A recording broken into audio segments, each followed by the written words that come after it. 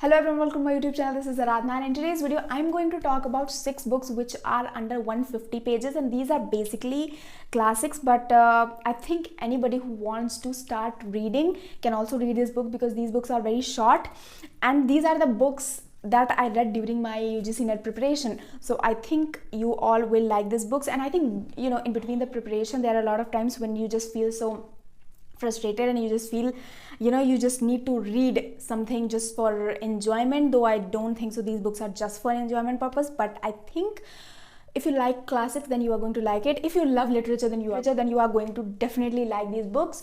So yeah, without any further ado, let's get into today's video, and like this video, share the channel or subscribe it, and do whatever you want to do. So the thing is that I made this channel for the sole purpose of reading and like sharing my reading experience and everything, and most of the videos are on that subject only, and most of the books and shorts are on recommendations. But then I started talking about UGC-NET when I qualified the exam, and then people kept asking a lot of questions and I kept answering all of those questions. But yeah, here I am today with a video which is totally about books and nothing about the exam and everything. So yeah, let's start with the first book. So the first one is by Ernest Hemingway, The Old Man and the Sea. I think questions भी बहुत सारे आते हैं exam में इस book से, and also this book is very short. It's under 100 pages. Like, this is basically 99 page book.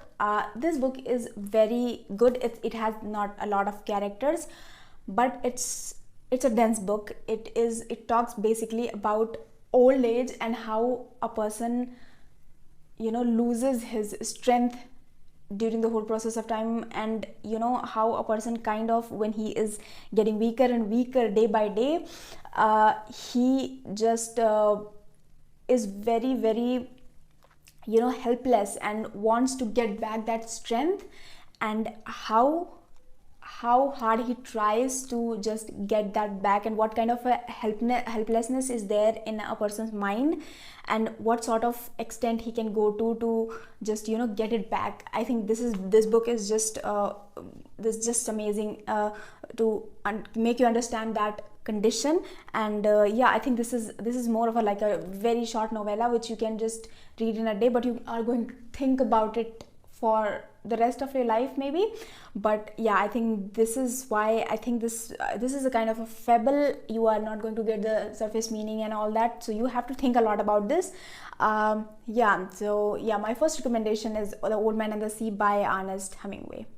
And by the way, this is also the book that won Ernest Hemingway his Nobel Prize. Also, there is a very good created anime kind of movie which is available on YouTube. I guess if I'll get it, then I'll link it in the description or comment or anywhere, so you can check that out as well. That is also that is very beautifully portrayed. This book is amazing, and that movie is also very amazing. It's a very short movie, so yeah. Okay, so the second one is Albert Camus' The Outsider, which also goes by the name The Stranger. Now we all know Albert Camus is a philosopher and everything, and he basically talks about existentialism and absurdism basically, and this book is also fully focuses on that. This is about a man who is, you know, going through or dealing with the meaninglessness of life, the absurdist idea that is basically in this book. He is, you know, doing all the things in his life, but he doesn't give enough to anything. He is just like doing things, just doing things. That is the best explanation I could give. The Myth of Sisyphus, if you have read, then yeah, this book is kind of very close to that. He is just doing things just for the sake of doing it and nothing else. So yeah, I think you should read this book. I mean, these are the kinds of books that you have to just read. You cannot explain the kind of, you know, the kind of things you get from these books in words basically. And it talks basically about the, you know, the meaninglessness of life and the indifference people have from their lives. So that is what this book basically talks about.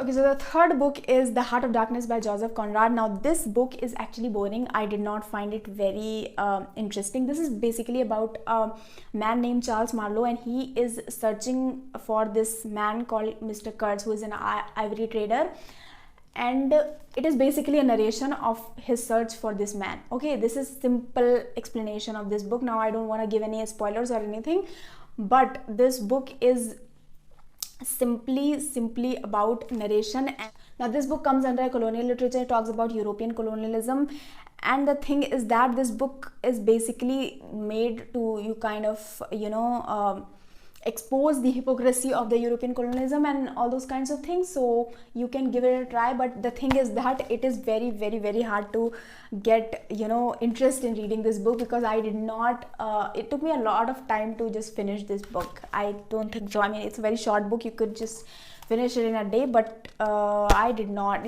This book did not interest me a lot. Now the fourth book is Notes from the Underground by Fyodor Dostoyevsky, and I love Dostoyevsky.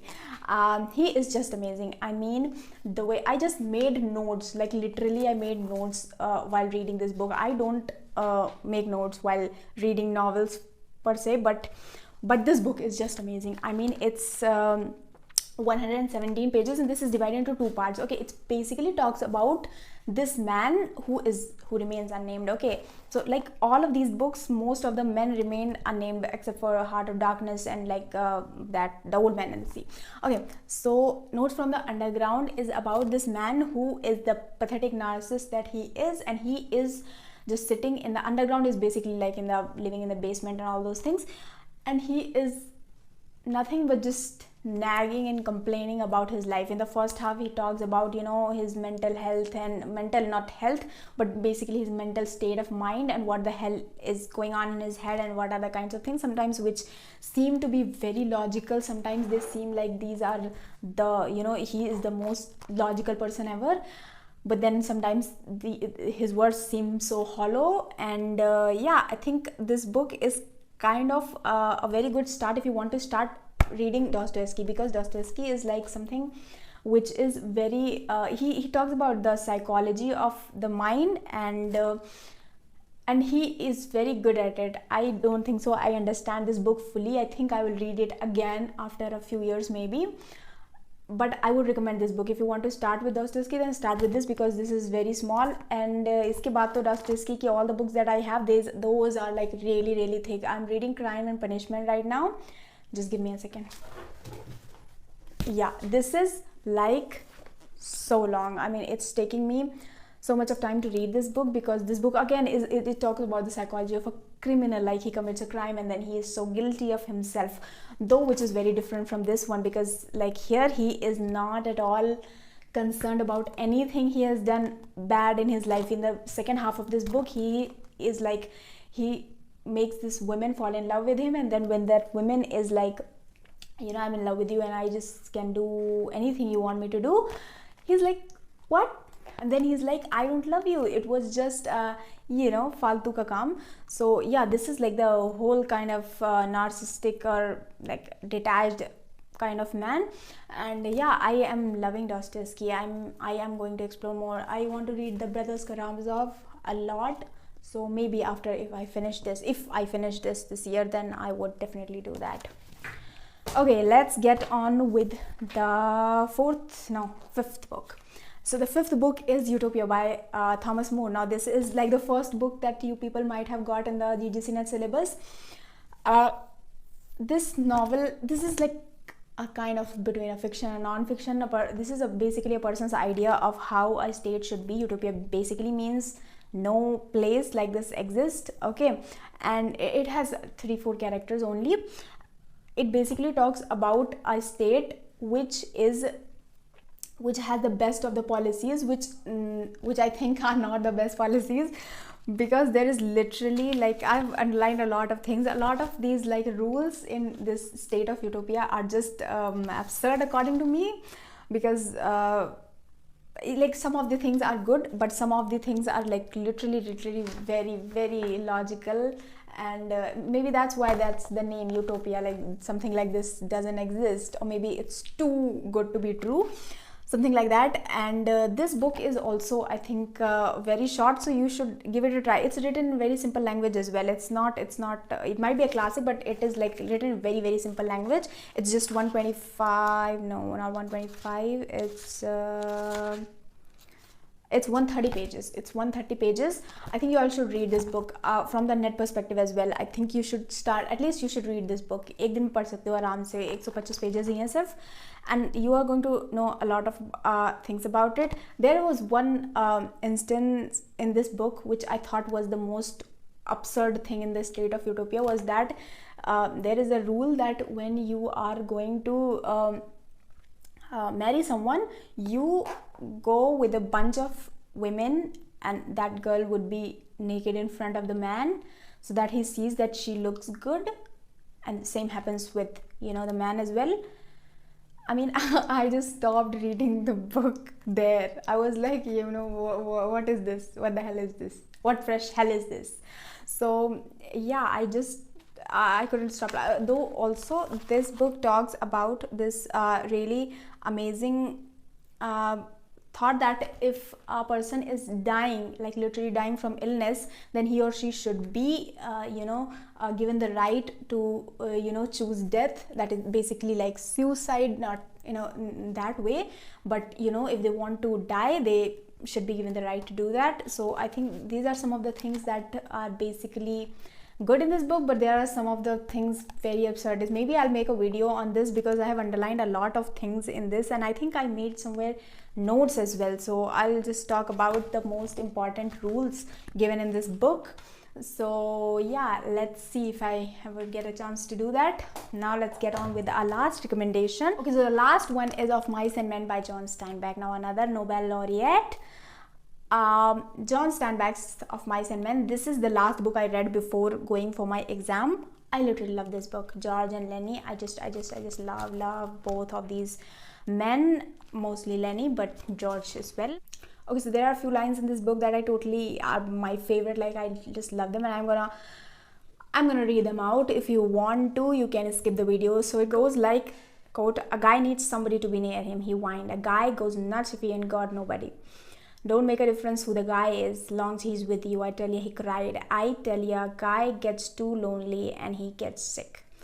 I just love this quote. I mean, it basically talks about that how we as humans, as social beings, are prone to companionship. Like, we always talk about being single and we'll manage single and everything, but it kind of has a